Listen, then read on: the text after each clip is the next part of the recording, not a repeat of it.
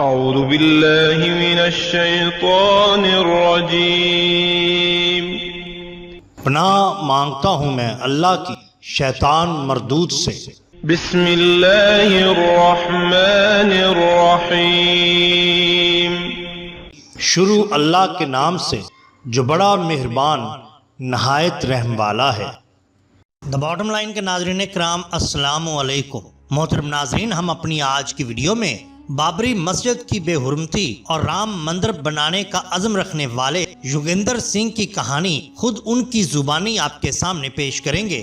یقیناً یہ آپ کے لیے دلچسپی کا باعث ہوگی۔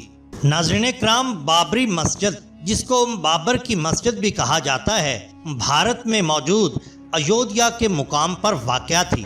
یہ مسجد جنرل میر باقی نے مغل بادشاہ ظہیر الدین محمد بابر کے حکم پر تعمیر کی تھی۔ اس کی تعمیر کی تاریخ 1528 سے 1529 بنتی ہے۔ ناظرین کرام، ہندو لوگوں کا یہ ماننا ہے کہ جہاں پر یہ مسجد بنائی گئی ہے، یہاں پر پہلے رام کا مندر ہوتا تھا، جس کو جنم ستان بھی کہا جاتا ہے۔ بھارتی کار سیوک نامی تنظیم کافی عرصہ سے اس کے پیچھے پڑی ہوئی تھی اور آخر سن 1992 میں ایک بہت بڑے اجتماع نے بابری مسجد، اس تاریخی مسجد کو زمین بوس کر دیا۔ بابری مسجد کی شہادت کے پیچھے بہت سے واقعات اور بہت سی کہانیاں جڑی ہوئی ہیں جو آپ لوگوں نے سنی ہوں گی، لیکن یہاں ہم آپ کو ایک ایسا واقعہ پیش کر رہے ہیں جو کہ اس مجمع میں جنہوں نے بابری مسجد کو شہید کیا تھا باقاعدہ موجود تھے اور انہوں نے اس کی بے حرمتی میں حصہ لیا تھا۔ یہ کہانی بلبیر سنگھ اور یوگیندر سنگھ کی ہے۔ بلبیر سنگھ کی پیدائش 6 دسمبر سن 1970 کو پانی پت کے ایک گاؤں میں راجپوت گھرانے میں ہوئی تھی۔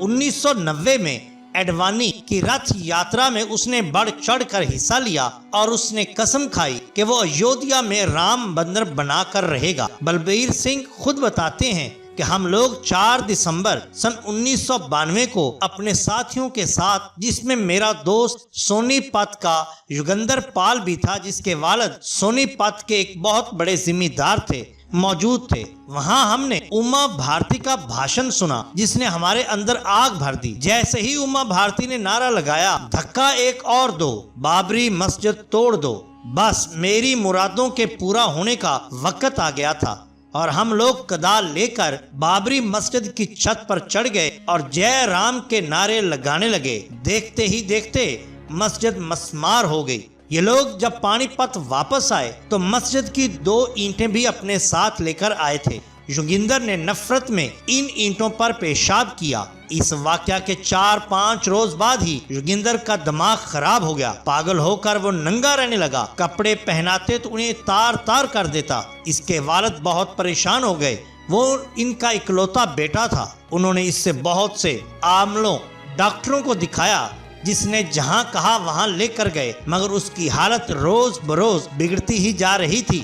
کسی نے انہیں مولوی محمد کلیم صدیقی صاحب رحمۃ اللہ علیہ کے بارے میں بتایا۔ انہیں پتا چلا کہ وہ پاس کے گاؤں بوانا آنے والے ہیں۔ وہ لڑکے کو زنجیروں میں باندھ کر بوانا لے کر گئے۔ دوپہر کو زور سے پہلے مولوی کلیم صدیقی صاحب آئے۔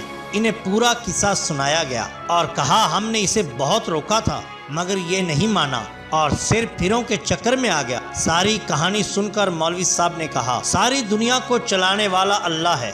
اللہ کے گھر کو گرا کر اس نے بڑا گناہ اور ظلم عظیم کیا ہے۔ اس میں کچھ گناہ ہم لوگوں کا بھی ہے۔ ہم نے دین کا پیغام غیر مسلم بھائیوں تک نہیں پہنچایا۔ اب ہمارے بس میں کچھ بھی نہیں، بس یہ ہے کہ آپ بھی اس مالک کے سامنے گڑ گڑا کر معافی طلب کریں اور ہم بھی معافی مانگتے ہیں۔ مولوی صاحب نے مسجد میں گڑ گڑا کر دعا کی۔ جب سب لوگ فارغ ہو کر مسجد سے باہر نکلے تو اللہ کا کرم دیکھی کہ یوگیندر نے اپنے باپ کی پگڑی اتار کر اپنے ننگے جسم پر لپیٹ لی اور جلد ہی یوگیندر نارمل ہونا شروع ہو گیا۔ یہ سب دیکھ کر یوگیندر اور اس کے والد نے اللہ کی بارگاہ میں اپنے گناہوں کی معافی مانگی اور صدیقی صاحب کے ہاتھ پر اسلام قبول کر لیا۔ یہ واقعہ پانی پت کے ایک روزنامہ البلاغ میں سن 2009 میں شائع کیا گیا تھا۔ محترم ناظرین، جو لوگ بے ادبی کرتے ہیں ان کو اسی دنیا میں بھی اس کا خمیازہ بھگتنا پڑتا ہے اور آخرت میں بھی ان کو ان کے کیے کی سزا مل کر رہے گی۔ محترم ناظرین، اگر آپ کو ہماری یہ ویڈیو پسند آئی ہو تو لائک کیجئے، سبسکرائب کیجئے ہمارے چینل دی باٹم لائن کو، تاکہ ہم آپ کے لیے اور بھی بہترین ویڈیوز لا سکیں۔